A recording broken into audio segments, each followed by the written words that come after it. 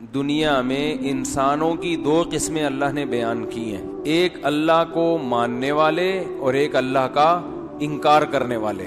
جو انکار کرنے والے ہیں ان کی علامتیں بھی اللہ نے بیان کی، اور جو ماننے والے ہیں ان کی علامتیں بھی اللہ نے بیان کی۔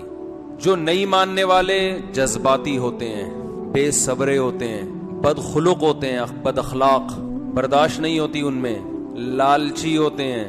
جو ماننے والے ہیں سخی ہوتے ہیں، جلباز بولو بھائی نہیں ہوتے، صبر کرنے والے ہوتے ہیں، شکر کرنے والے ہوتے ہیں، صلہ رحمی کرنے والے ہوتے ہیں۔